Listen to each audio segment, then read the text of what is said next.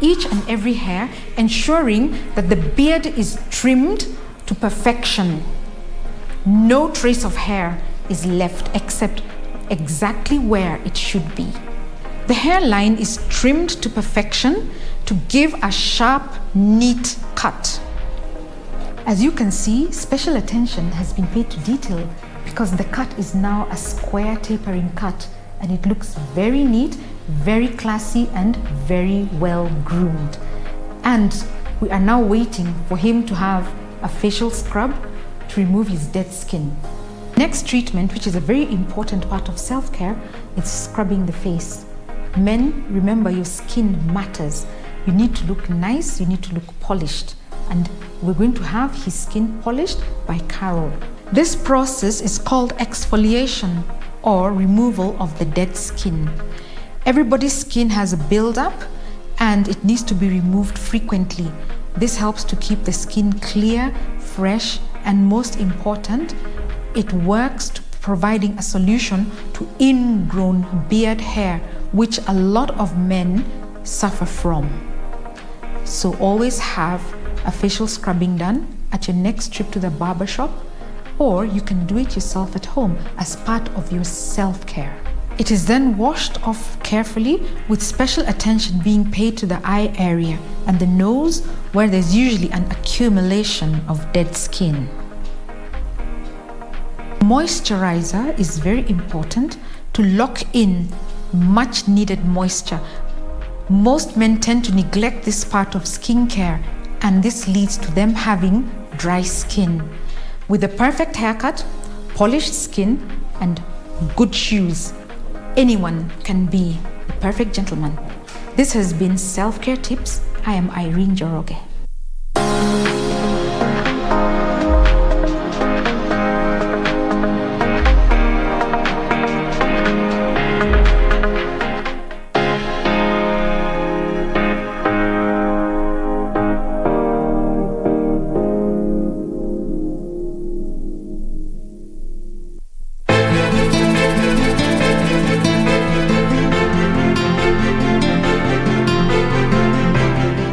Unazungumza nini na maadui zetu wewe? Ndio nipige kibao. Wajua nilikuwa niko karibu tu kupatana na Leo. Yeye nifuatafuata na isiyo kunimaliza kabisa. Watoto wa dadangu hata sijui kama ni wake. Umaanisha nini? Huoni kwamba wakati umefika wa kuungana na mimi? Umemwambia nini babako ulipoongea naye? Nothing. Ana? Piki inaendelea hapa. Haijalishi kinachoendelea.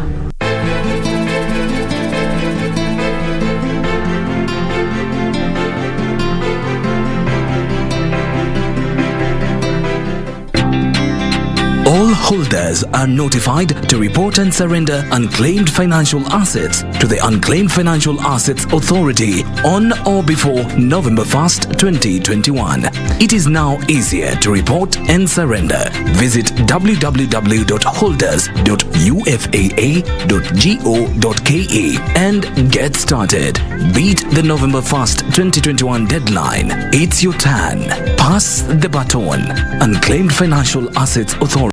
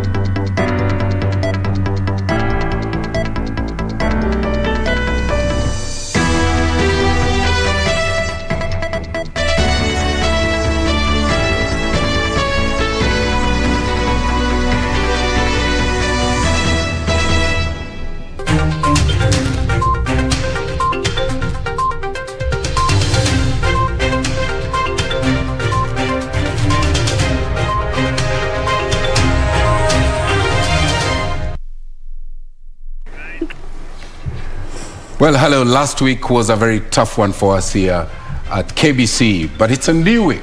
Good evening and a happy work-life balance day. Welcome to KBC Prime Edition.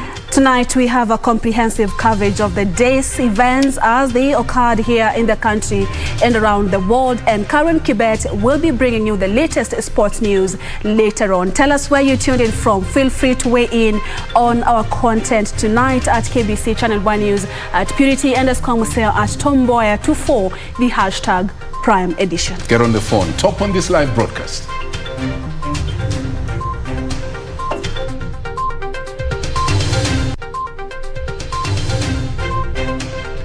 Hata kama tungesema rais umejaribu, tulikuomba askari ukatupea, tukakuomba barabara ukatupea, lakini hawa watu walikuja hapa, kazi yao ni nini? Tension high in Laikipia as bandits kill 3 more people. Ministry of Petroleum have questions to answer, and the corruption cartel in the Ministry of Energy must be broken. Fuel cartels are fleecing Kenyans, says Deputy President William Ruto, and directs Minister of Petroleum to take action. IBC falls short of voter registration weekly target, citing voter apathy and lack of ID cards.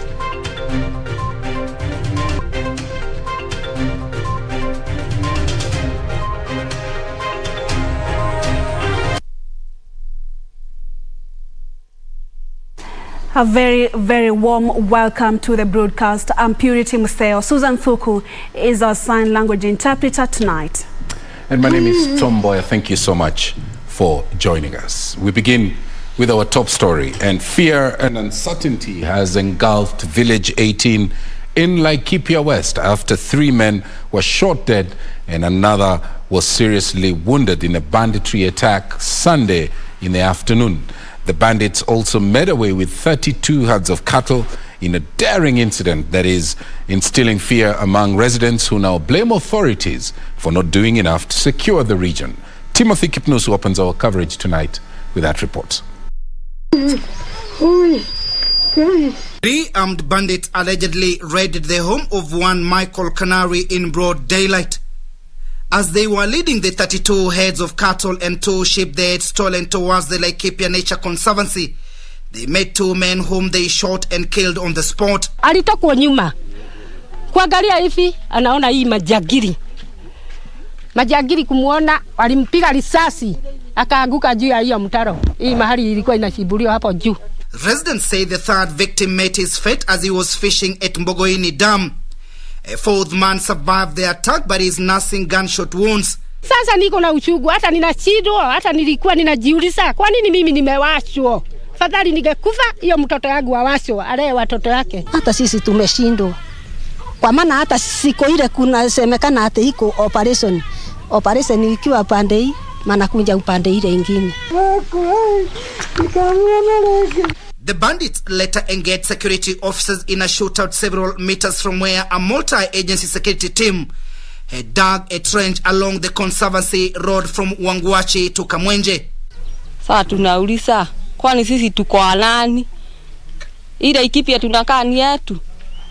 Na kama si yetu, situambie basi tuhame au watuonyeshe pahali tunaweza kaa. Tunasikia kuna operation. Hii hata operation hatuoni, hatusaidiki. Usiku hatulali. The stolen animals were later recovered near the Laikipia Nature Conservancy cut line. Residents and local leaders are blaming the escalating crime on what they term as government's hesitancy to restore peace in the troubled region. Waliuawa wakiwa na shughuli zao za kawaida. Walipigwa mchana wa Mungu jua likiwa angani, wakapigwa wakauawa.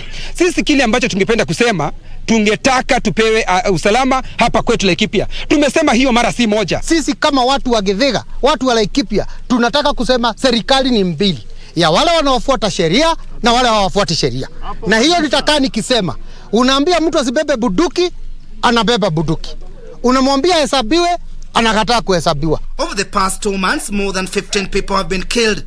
An estimated 400 families displaced from their homes. Homes torched and hundreds of livestock in Olmoran and Githega wards in Laikipia County. due to recurrent banditry attacks and cattle rustling. Timothy Kipnusu for Prime Edition. The Independent Electoral and Boundaries Commission, IEBC, has decried the low turnout in the ongoing enhanced continuous voter registration exercise and called for concerted efforts to mobilize eligible voters to register. In the first week of the exercise, only 202,518 people registered as new voters against a weekly target of 1.5 million since the exercise kicked off 7 days ago. In a statement, the Commission Chairperson Wafula Chebukati attributed the low turnout to general voter apathy, insecurity, lack of national identity cards, and the culture of last-minute rush.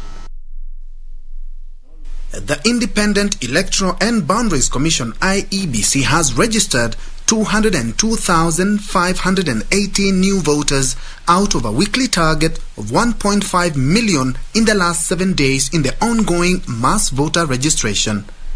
Chairman Wafula Chebukati attributed the low turnout largely to voter apathy, lack of identity cards, insecurity in parts of Lamu, Baringo and Laikipia counties, as well as along Kenya-Somalia borders. Chebukati also attributed the low turnout to Kenya's tendency to do things when the deadline is expiring. Chebukati called on all Kenya leaders across the board to go out of their way in assisting the Commission mobilize eligible citizens to register as voters. The registration was, however, suspended in areas with by-elections or legal petitions.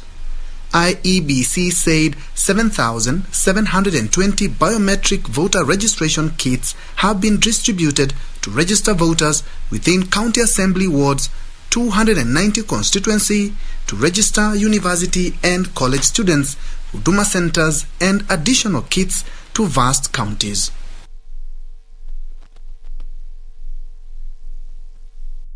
Moving on, Deputy President William Samoei Ruto now says corrupt business cartels are controlling the prices of fuel in the country, fleecing Kenyans. Ruto claimed that the unscrupulous businessmen in the petroleum industry are allegedly using the Ministry of Petroleum to manipulate the prices of fuel.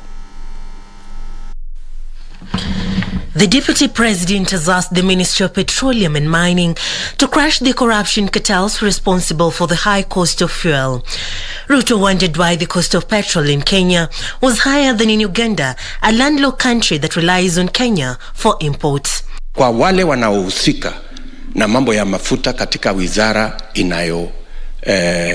ya mambo ya petroli na mafuta, ile cartel ya ufisadi iko pale, ndio inasababisha bei ya mafuta hapa Kenya kuzidi bei ya mafuta Uganda.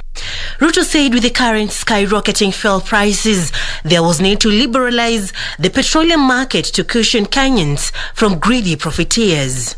The cartel at the Ministry of Petroleum Products must be dismantled for fuel products, their prices to come down.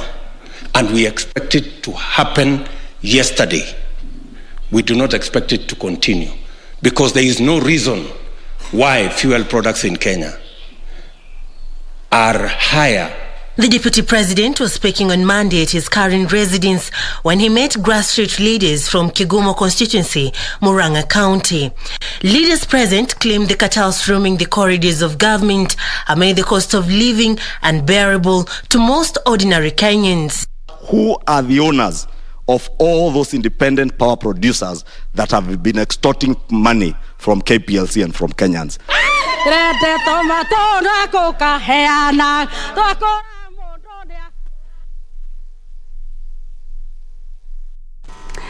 Makueni Governor Professor Kivutha Kibwana is the best performing governor nationwide in terms of development, while his Kakamega counterpart Wycliffe Oparanya is ranked as the most popular governor. Research conducted by Insights Strategist Solutions Africa placed Nairobi Acting Governor Anne Kananu at the bottom with a 19.4% development rating.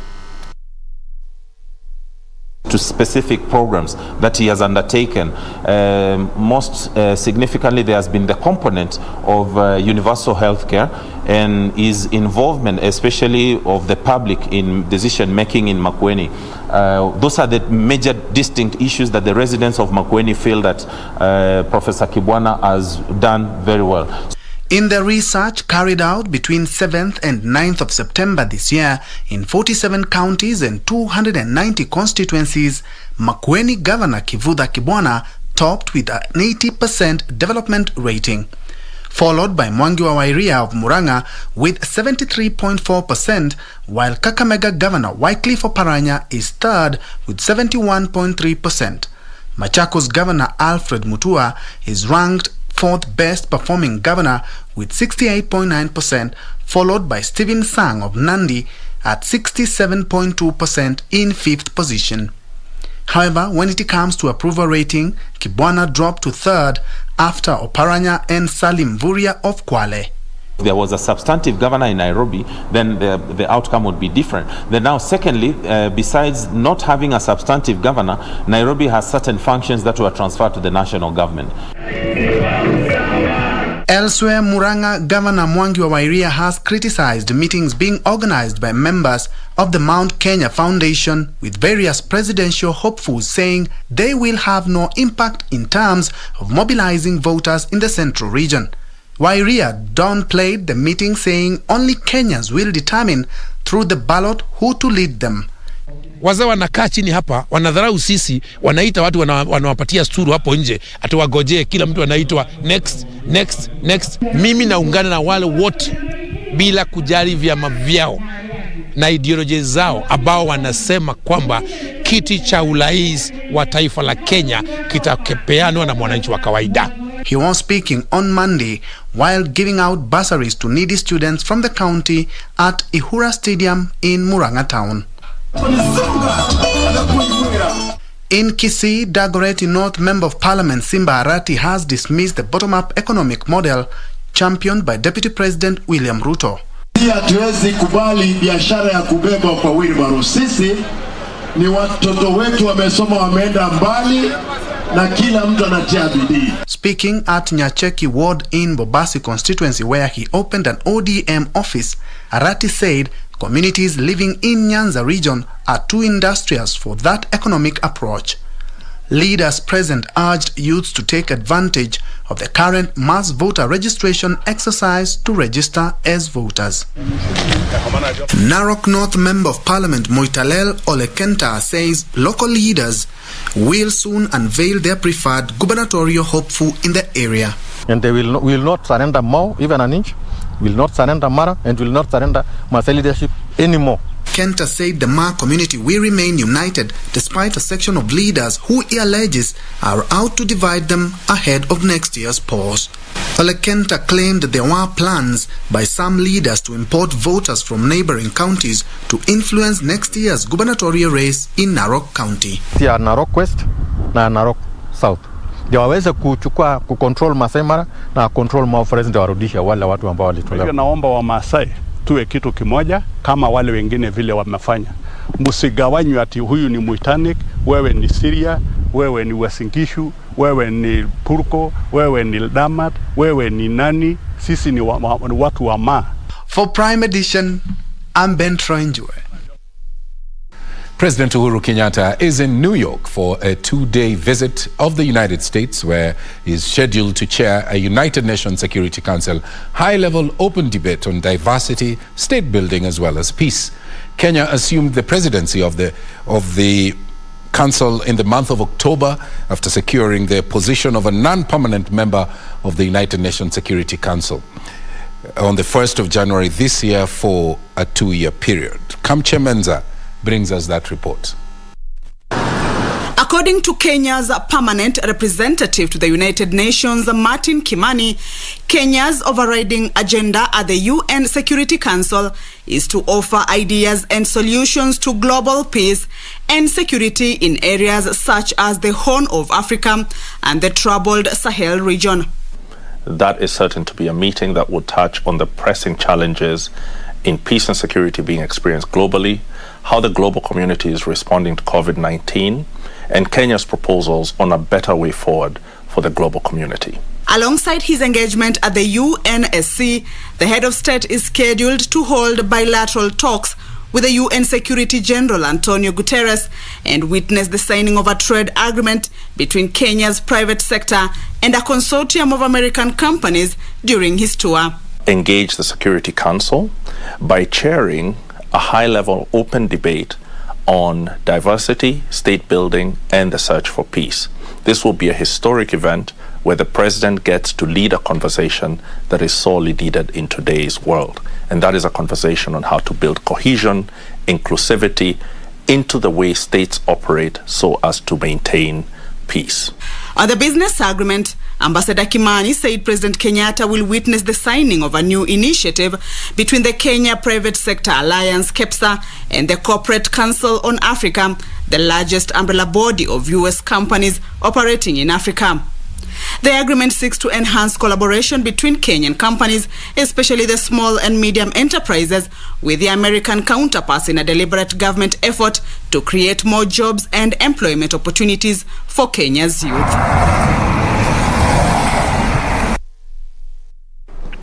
Elsewhere, One Kenya Alliance principals have urged Kenyans to register as voters to enable or to be able to participate in the next year's general election and ensure the alliance forms the next government. Speaking in various stopovers in Makueni County, the alliance principals Musalia Mudavadi of Amani National Congress, Kalonzo Musyoka of Wiper Party, Moses Wetangula of Ford Kenya, and Cyrus Jirongo of UDA said the country can only get good leaders if the public participates in the election process. The principals said they will stick together and ensure one of them forms the next government. Asanta andugu kuyune mwiga mustali ni yetu marudufu na lazima tuwatunze. Mheshimiwa Kennedy kuwa na serikali lakini haiaminiki. Sisi tunataka tuwe na serikali na viongozi ambao wataaminika.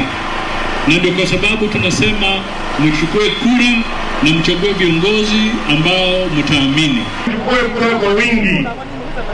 Wingi ya kura ya watu wa Ukambani ndio itakuwa sauti yenu Kenya hii. Kwa hivyo mfuate mtu hata mmoja nyumbani. Mchukue kura, msimame imara.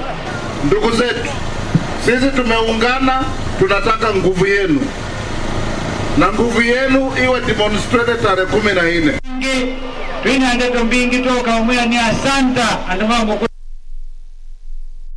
And away from politics, radio presenters at the Kenya Broadcasting Corporation vernacular stations Monday morning unanimously adorned traditional attire in observing the Utamaduni Day. Messages of preserving and conserving Kenyans' diverse as well as rich cultures dominated the airwaves as the presenters challenged the youth to embrace their cultures. Elders from different cultures invited into the studios also had an opportunity to talk to the listeners about the importance of culture, saying that it helps to form the structure and foundation of our society. Kenya is observing its first Utamaduni Day after it was officially declared by the government in a move to promote national unity, cohesion, and economic progress. So le Kenya basi dani katukul na ibeta na ko kwa klang lor masai na gina ne romon bo kinno tumito nano sim kona sai yenka Kenya.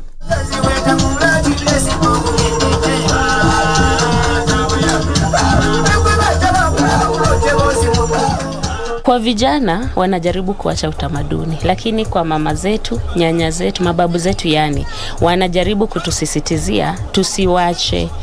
Tumeweza kuongea na wasikilizaji, tumeambia kwamba mtu ambaye anaacha mila ni amepotea, ni mtumwa, kwa sababu lazima visasi vijavyo vijue kwamba katika Uluya tulikuwa na mila fulani. Tumekuwa na wazee wa kitambo kidogo wenye walikuja kuhamasisha Wamasai na kutukumbusha pia ama kukumbusha wasikilizaji wetu mambo ya culture.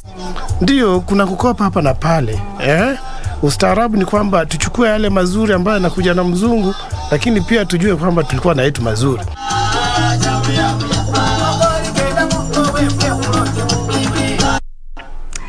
And Utamaduni Day, celebrated for the first time this year, encourages Kenyans to embrace their diverse cultures. The over 40 tribes present rich cultures and traditions. However, these cultures that give us our unique identities are facing a major threat from westernization and general gaps, Yusuf Farah reports. The public holiday is set aside on the 10th of October each year to celebrate the country's rich cultural diversity and heritage. Until 2020, this day will see the country celebrate and honor the late former Kenyan President Daniel Arap Moi. It was then changed to Huduma Day and finally Utamaduni Day in December 2020. The elderly in Kiambaa, however, are of the opinion that cultures that gave us our unique identities have been abandoned for the modern life by the youth. Babu zetu ndio walikuwa wakiongoza familia, na jambo lolote likitokea wao ndio walikuwa wanaulizwa vile itakavyoendelea. Kuja polepole hivi ikawa si lazima kuuliza mzee pale. The youth on their side feel that they have not had a chance to learn from their elderly and community, hence the generational cultural void. Sijui sababu sijaelezewa na wale wakubwa wangu, wale wazee. Kwanza kama sisi Wakikuyu hatujaifunzwa, tunajulia tu huku juu. We get a few cents from this lady in Mombasa donning her traditional attire on what ought to be done going forward to see this holiday get the much recognition it should be accorded in line with the original intent. Utamaduni wetu ulifanywa na mababu zetu, ndio tunafaa kuufuata, na pia tukishaufuata the generation zetu, sasa watoto wetu na wajukuu wetu tuwafundishe. Kulikuwa na nguo za kimatamaduni, sasa hiyo ni kama tumeisahau, na sisi ndio tutakuwa na makosa kwa sababu hatukufundisha watoto wetu. Ilikuwa ni watu wanapika kienyeji, watoto wanaona hii ni maragwe, hii ni ndoma, ndio unajua kumbe hiyo ni chakula yetu utamaduni. Sasa utakuta chapati ilikuwa wapi huko ndalo wakati hiyo, utakuta chips. In Homa Bay, Christopher Odhiambo blames the Western culture for eroding and creating disconnect between the African culture and the youth. Tunaweza angalia penye mvua ilianza kupiga hapo. Tuangalie tumepoteza sehemu gani ili turekebisha sehemu zenye tumepoteza hizo culture zetu. Bernard Muda, however, says there is still more to celebrate about our African culture. It used to inculcate a lot of things. It used to teach the youth about the norms of the society and good morals. That is no longer there because they tend to kind of want to associate with the what we call with the socialites who exactly may not be emulating what people want in the society. The government has been called upon to play a more important role in creating awareness on this national holiday. Sisi tunataka siku ya utamaduni. Mombasa County ile na utamaduni yao. Kila county alafu watoto wanajua kumbe wasee hawa walikuwa wanafanya namna hii. Lakini sasa tunaonyesha watoto ni kukaa ndani ya nyumba na kuangalia TV. Yusuf Farah reporting for Prime Edition. Well, that story on culture brings us to our first break. And I'm sure it will be the wrong person. I'll be asking this question to the wrong person. If I say whether you still embrace your culture, of course, the answer is yes. Yes. Am I wrong? Yeah, I mean, culture, it's like a tree, you know, with its roots. So, yeah, me and my culture. You and your culture, yeah, me and my culture as well. Yeah. All right, let's take the first commercial break. Remember, we are live on all our social media platforms. Keep tweeting at KBC Channel Bar News. We'll be back shortly. Stay with us.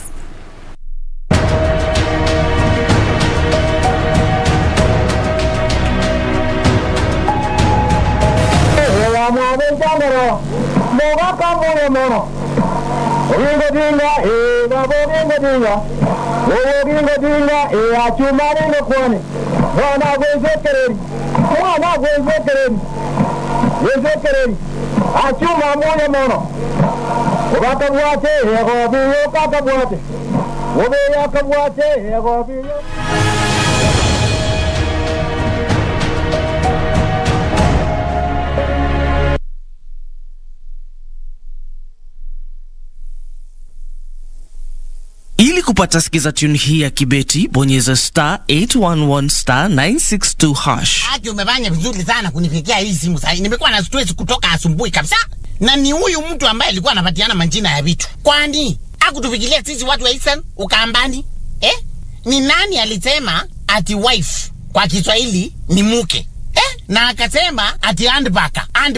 Hii inabebwa na mwanamke handbaka. Ati kwa Kiswahili ni kibeti. Huku kwetu mke ndiye kibeti. Ili kupata sikiza tune hiyo ya Kibeti, bonyeza *811*962#. *811*962#.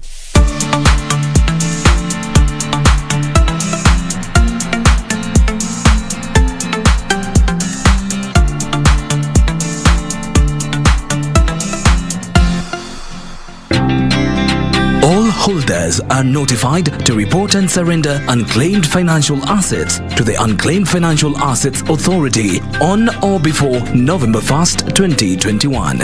It is now easier to report and surrender. Visit www.holders.ufaa.go.ke and get started.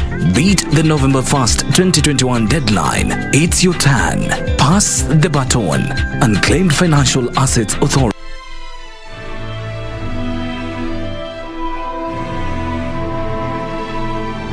As you wish.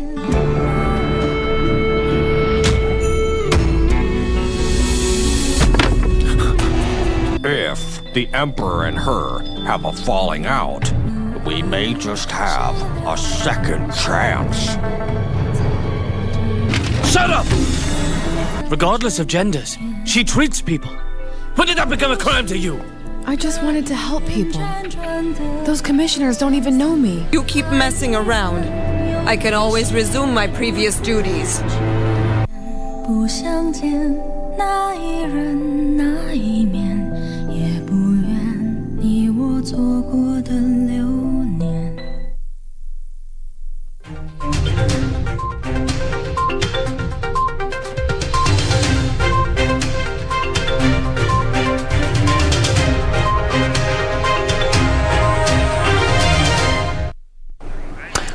You're watching KBC Prime.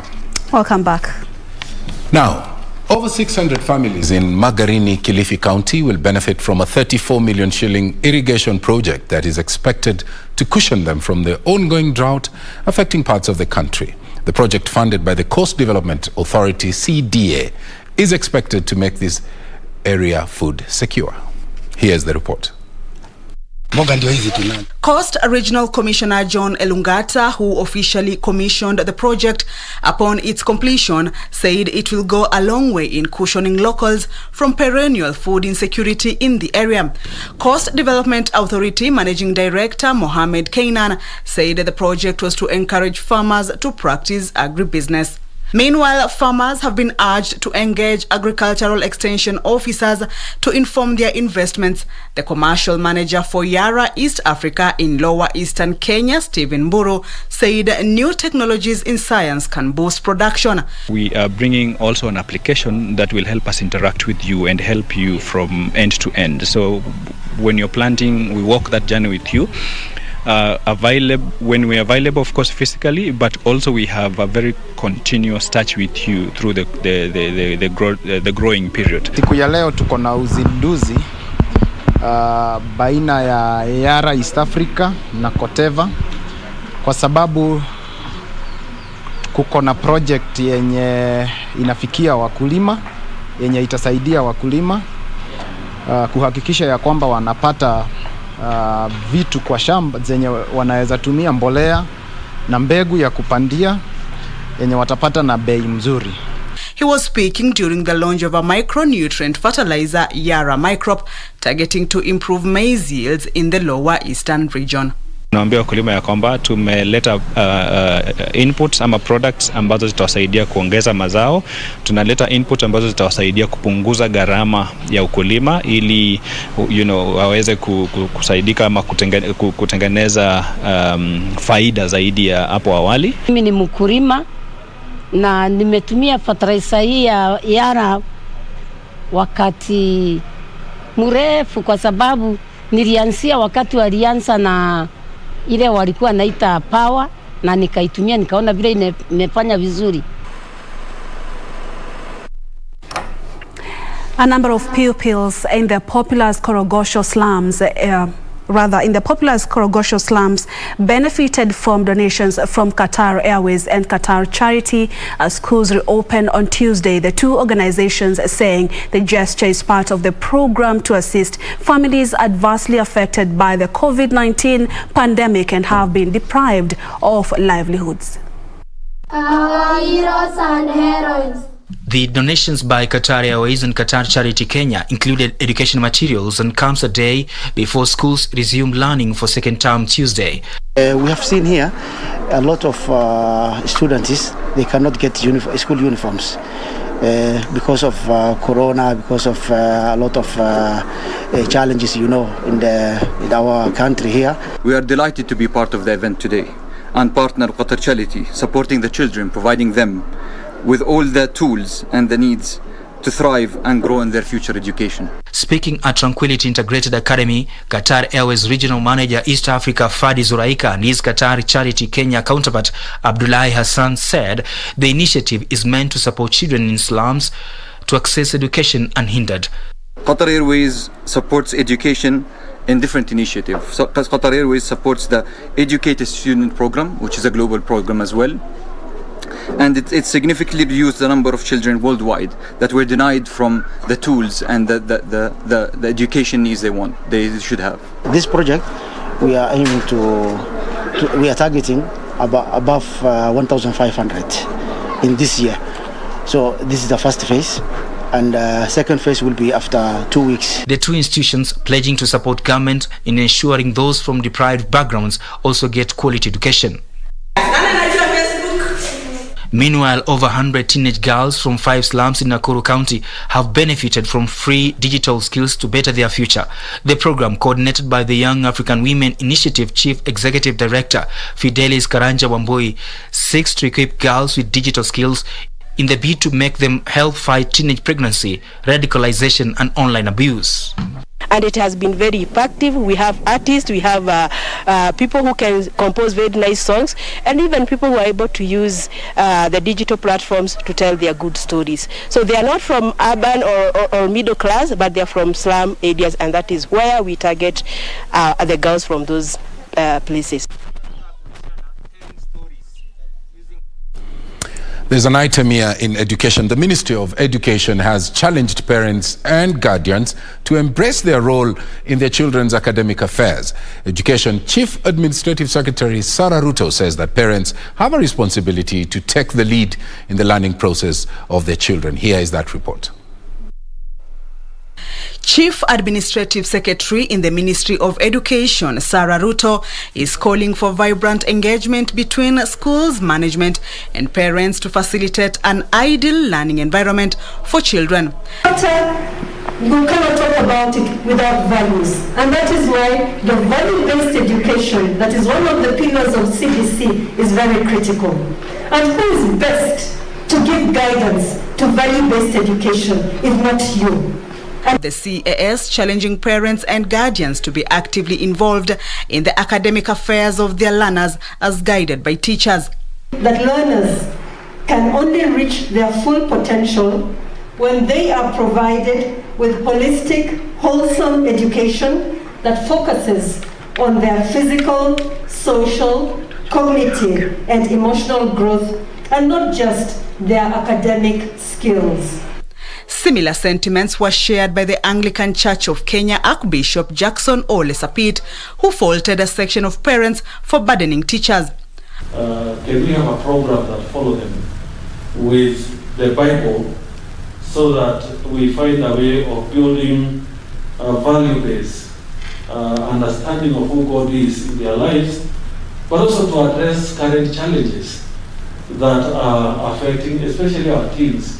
Ole Sapit at the same time calling on the government to be considerate and allow parents time to pay school fees. Learners have been home for 11 days and are expected back in school for the second term from Tuesday.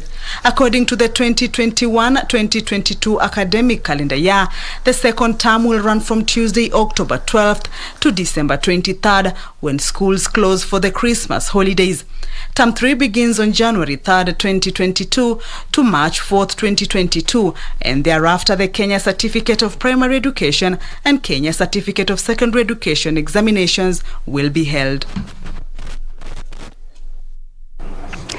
Elsewhere, leaders from Kenya joined their counterparts from South Sudan in Kapweta, Eastern Equatorial State, for the burial of Ben Lokale in a bid to calm cross-border hostility along the Kenya-South Sudan border. The leaders supporting calls for peaceful coexistence between the two communities owing to a shared ancestral heritage despite the cross-border differences. We want to pursue the route of peace. We want to take leadership as two countries, to encourage our people to be peaceful, to coexist together, to share the natural resources that are available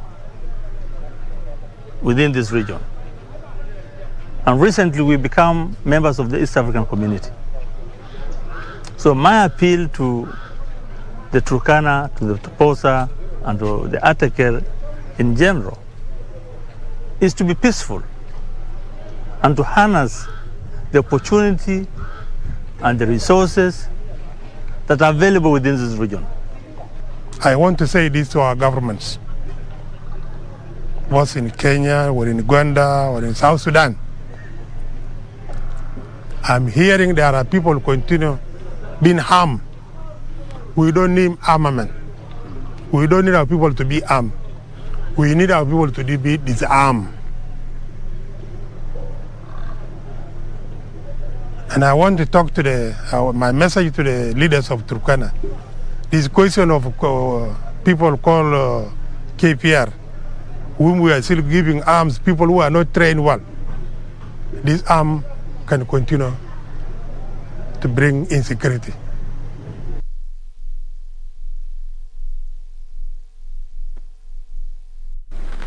Now, Information, Communication and Technology Chief Administrative Secretary Nadia Abdallah is urging parents to allow young girls pursue their dreams. Nadia, who was speaking here in Nairobi, said that the government has put in place elaborate policies to ensure that the girl child is not hindered in a quest for a better future.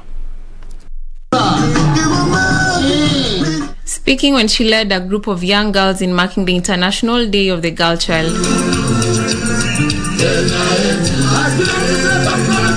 Nadia said the government has opened all available avenues for young people to advance their skills and knowledge, and young girls must rise to the occasion. It was very important for me in my capacity as the CAS in the Ministry of ICT, Innovation and Youth Affairs, but also as a girl child, to come and celebrate with these young ladies and to really remind them of the importance of really not giving up despite the challenges that they are in the different backgrounds that they are from. She challenged young girls to leverage on technology that has opened up the world and look beyond their confines for a better future. The theme for this year's International Day of the Girl Child is Digital Generation, Our Generation. This tries to highlight the fact that for everybody, whether male or female, to achieve their full potential, technology has become an enabler. However, we do know that access to technology also has a gender divide, and also the insecurities that we find in the cyberspace affects young women, especially girls, a lot more. While in Mandera, the County Director for Gender and Social Services, Habiba Abdi, said the administration in the area has dispatched social service officers to provide child support in curbing gender-based violence and female genital mutilation-related cases. Habiba says the county is keen on protecting the rights to young girls and afford them an opportunity to compete on equal footing with the rest of Kenya. From the gender office, we are telling the girls that you are able, you can make it like the boys. You can do whatever they can do. You can go higher. The sky is the limit for them. they can get educated to the highest level. They can become whoever they want to become as long as they put their mind at it. The pandemic update here in Kenya. 96 people have tested positive for COVID-19 from a sample size of 3,702 screened in the last 24 hours. The youngest patient is a 2-year-old, while the oldest is 86 years old. Statistics from the Ministry of Health show that positivity rate is now at 2.6%, while the total confirmed cases are at 251,248. In the last one day, 293 patients have recovered, pushing their total recoveries to 244,237. So far, a total of 5,190 people have lost the fight, and they include 9 recorded as late deaths from facility audit reports in the months of September and October. As of Sunday, 198 million vaccines have been administered in the country. Globally, more than 237.9 million people have been infected, while the death toll is now at 4.8 million, according to the data by the Johns Hopkins University. For more news, there was drama at Yuko's area of Kitengela after a speeding water browser killed 15 sheep that were crossing the Nairobi-Namanga Road. The accident saw several herdsmen from Isinya town throng the scene seeking to torch the lorry. This is among stories making headlines in the counties. Incidents of hit and run on domestic animals along the Nairobi-Namanga have been rampant. According to an eyewitness, other motorists had slowed down to allow the herds cross, but suddenly a speeding water bowser crashed the sheep. Wenzetu ambao wanaendesha malori za maji wanakuanga na ujeuri sana. Hata hivi majuzi hapa karibu Muigai kuna jamaa na karibu anagonge pale.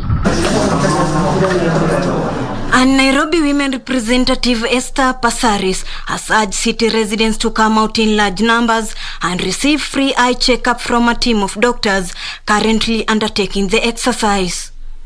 Speaking at Muthua Health Center, Passaris said cataract has affected many, yet it can be cured. Please take them to the Kayole Soweto dispensary tomorrow for screening, and also take them to Mukuru Ruben so that the dispensary, so that they can all be screened and booked for surgery if they are cataract patients. I mean, you go from one day of not seeing to the next day seeing.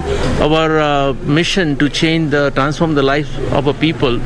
That's the reason that we always support this initiative, great initiatives. Especially during the pandemic, because it's very difficult for underprivileged Kenyans, those who don't have access to healthcare, those who find it very difficult to get free healthcare in Nairobi, to access the health facilities. Meanwhile, residents of Nyaribari Church of Kisii have benefited from a free dental clinic. The clinic targeted those who cannot afford medication due to harsh economic times. The problems is oral hygiene, and that is why they get more problems. Dawa wale ambao tu kutolewa meno tumepewa tarehe ya kwenda kutolewa na pia tumeridhika.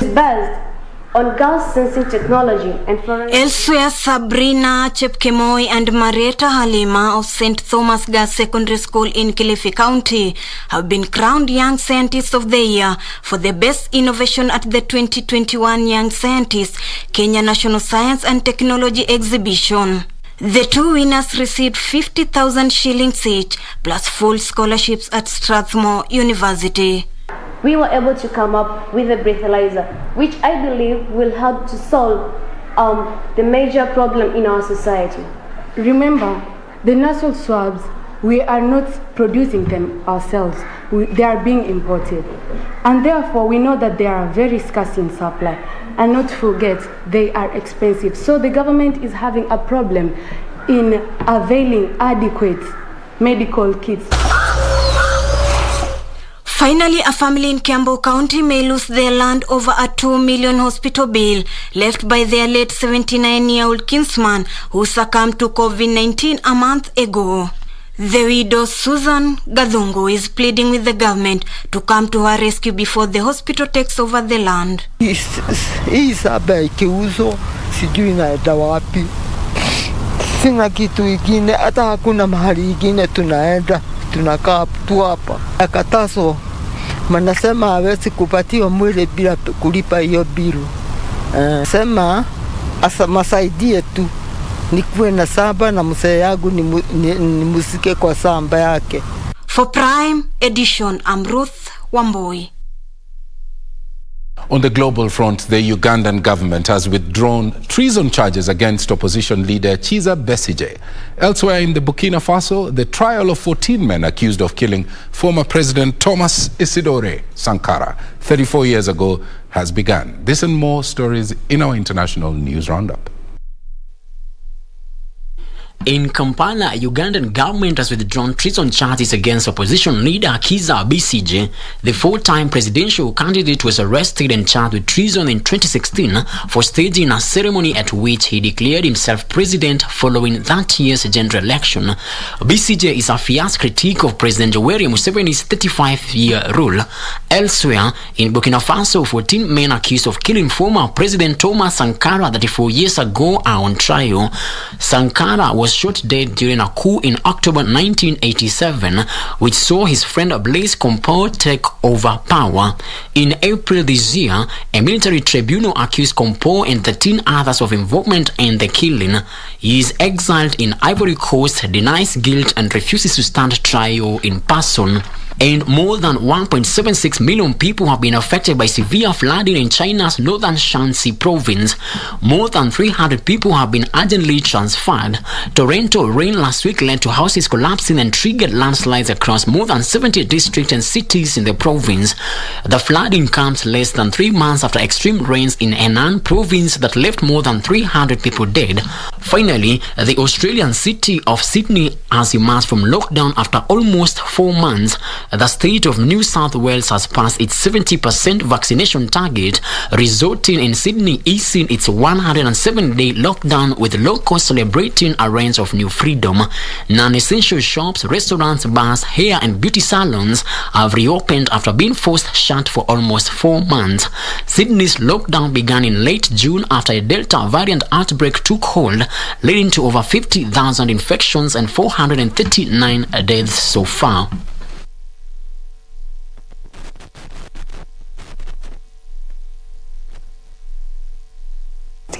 Commendable. We still have room for gaining ground. So we'll take a break. When we return, Karen Kibet is on standby with the latest sports news. Stay tuned.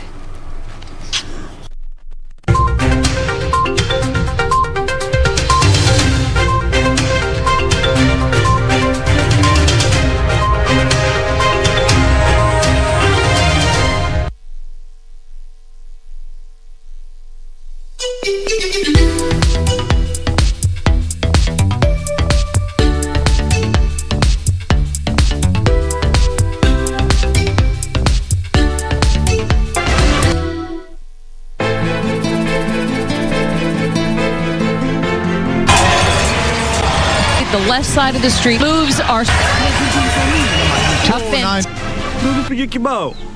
Wajua nilikuwa niko karibu tu kupatana na Leo. Yeye nifuatafuata na isiyo hata kunimaliza kabisa. Watoto wa dadangu hata sijui kama ni wake. Umaanisha nini? Huoni kwamba wakati umefika wa kuungana na mimi? Umemwambia nini babako ulipoongea naye? Nothing. Ana? Income. Piki inaendelea hapa. Haijalishi kinachoendelea.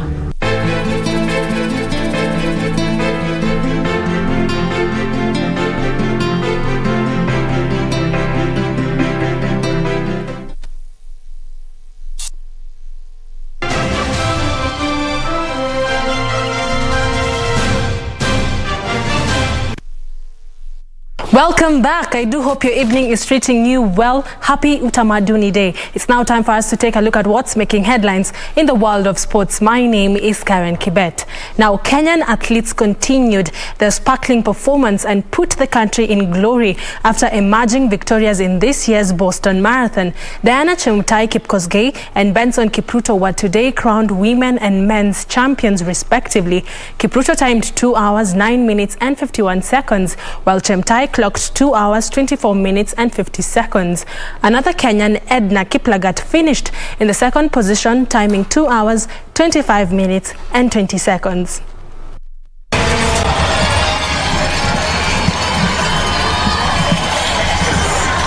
He's got about 2 blocks left to go. He says his favorite workout is the long run because of the mental flow. You see him move to the left side of the street. The left side of the street today reserved for the winners. All the other winners finish on the right. But I know that Guy Morris is one of the tape holders. He says on a perfect run, it's as if the body moves without any effort. His moves are strong and fluid. He puts in the kick with the last steps. Benson Kipruto, the winner of the 2021 Boston Marathon. 2:09:52 unofficially. Step back and look at it. It's a really great example that when hardness hit during this pandemic, the right athletes hunkered down. They put in the work necessary, even though they went through the same challenges the rest of us did. And for so many of them, drawing energy from one another and from competition with all of that missing, it forces you to set different goals, to pace yourself in a different way. And as we commentate here, the helicopters are flying overhead. The lights of the police escorts are coming down the street. Diane Kipyogi on her finishing stretch. Passing the Lenox Hotel in the final block of her race. With 2 career marathons behind her before today, Diane Kipyogi from Kenya about to break the tape. Your women's winner in the 2021 Boston Marathon, Diane Kipyogi of Kenya. 2:24:50 unofficial. Congratulations. It's not Diana Kipyogi, it's Diana Chemutai. Congratulations once again to Diana and Benson. Moving on, over 50 residents of Uriri constituency, Migori County, have qualified to be referees after a 5-day training exercise that took place at Uriri High School. The exercise was organized by Football Kenya Federation. The Uriri Constituency Football Kenya Federation FKF coaching clinic attracted 6 ladies while 44 were men. The Class 3 National Referees course was conducted by Football Kenya Federation FKF in collaboration with Uriri Member of Parliament Mark Nyamita. To persevere, to be here for 5 days with no pay, they have left their other jobs. For me, it is an indication of passion that they are looking forward to build a career out of this one. Most importantly, why we are doing this is we are trying to capacity build at the bottom of the base, so that these young men and women can also make a career out of this. I've come out as a referee now. I'm a qualified referee and I can now start practicing. I can't wait to start officiating. The training clinic is part of FKF's project of having well-trained and qualified referees from grassroots levels. Elsewhere, a 5-day physical and technical training for elite FIFA referees commenced at Kericho Green Stadium. That training is part of routine program in partnership between Football Kenya Federation and FIFA with an objective of developing the referees. At the present moment, we are extremely happy with the performance of the Kenyan referees. Very soon they will be going to some to Qatar, some to Morocco. They've got a Champions League game. So really, that doesn't come when referees are not doing well. We have reached a stage in terms of developing our referees where the FIFA are focused on our referees. That is on, and that's why the exercise was so important to us, because it will enable us to do our task. Frederick Muki for Prime Edition.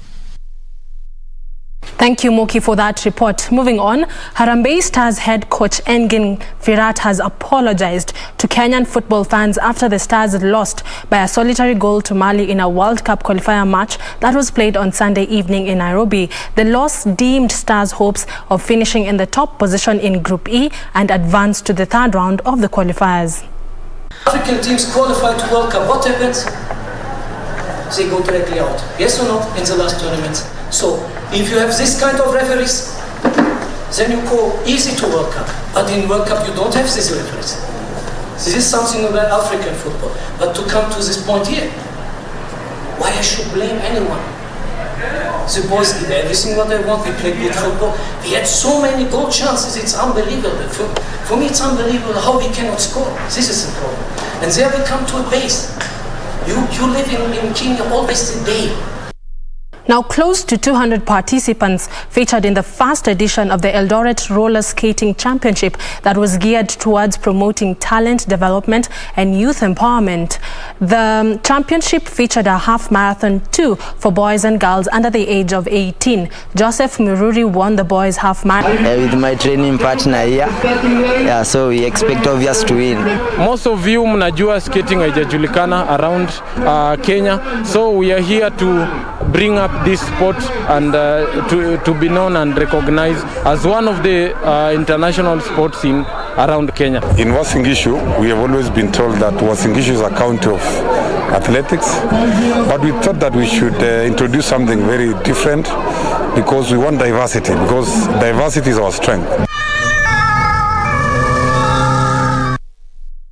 And finally, Anibal Godoy's solitary goal helped Panama win their first World Cup qualifying match against USA in Panama City last night in CONCACAF qualifying for the 2022 World Cup. With a surprising loss, the pressure is on for the Americans to avoid dropping points on Wednesday when they play Costa Rica. Meanwhile, Argentina hammered Uruguay 3-0.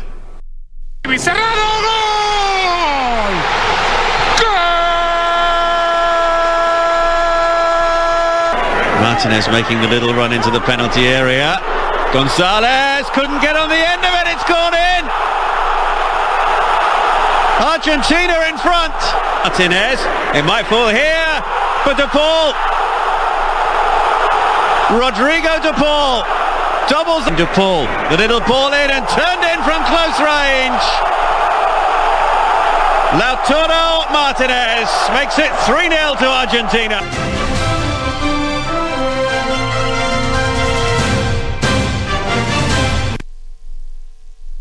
And that's all we had for you right here at the KBC Sports Desk News. Let's do this all over again tomorrow, same time, same place. Do have yourself a lovely evening. My name is Karen Kibet, but the broadcast is not yet over as I do hand you back to Tom and Purity. Thank you very much, Karen Kibet. Well, it's now time to wrap up the bulletin. Thank you so much for making time to be with us, and we trust that the last 1 hour or so was worth your while. Thank you for watching. My name is Mboya.